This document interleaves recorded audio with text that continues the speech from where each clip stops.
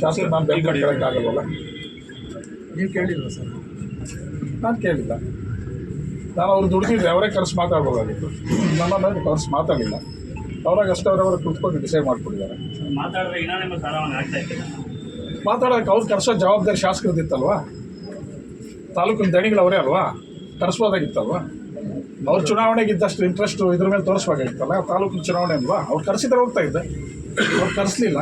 ಅವರೇ ಕುತ್ಕೊಂಡು ಎಲ್ಲ ಒಂದು ಕಡೆ ಬೆಂಗಳೂರಲ್ಲಿ ಮನೇಲಿ ಕುತ್ಕೊಂಡ್ಬಿಟ್ಟು ಕ್ಯಾಂಡಿಡೇಟ್ ಸೆಲೆಕ್ಟ್ ಮಾಡ್ಕೊಂಡ್ಬಿಟ್ರೆ ದುಡ್ದಿರೋರೆಲ್ಲ ಏನಾಗಬೇಕು?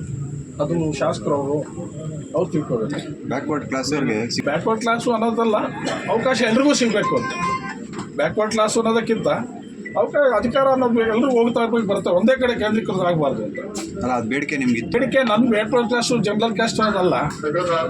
ಯಾರಿಗೆ ಅವಕಾಶ ಇಲ್ವೋ ಅವಕಾಶ ವಂಚಿತರಾಗಿರೋ ಅವ್ರಿಗೆ ಅವಕಾಶ ಕೊಡಬೇಕು. ಈಗ ಕರ್ನಾಟಕ ನಾಗರಾಜ್ ಇವ್ರಿಗೂ ಈಗಾಗಲೇ 20 ವರ್ಷದಿಂದ ಅದರ ಇದ್ದಾರೆ.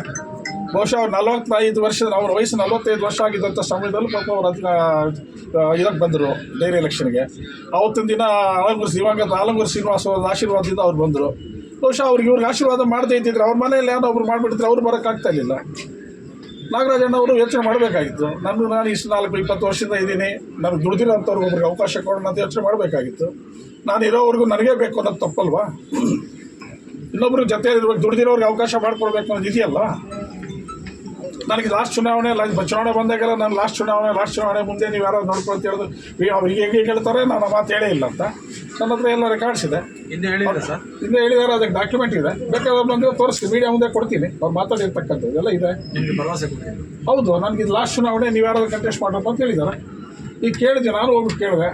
ನಾನು ಕೇಳಿದಾಗ ಅವ್ರು ಹೇಳಿದ್ರು, ಹೌದಪ್ಪ ಹೇಳಿದ್ದೀನಿ, MLA ಅವರು ಕರೆಸ್ತಾರಂತೆ, MLA ಕುಳಿತು ಮಾತಾಡೋಂತೇಳಿ.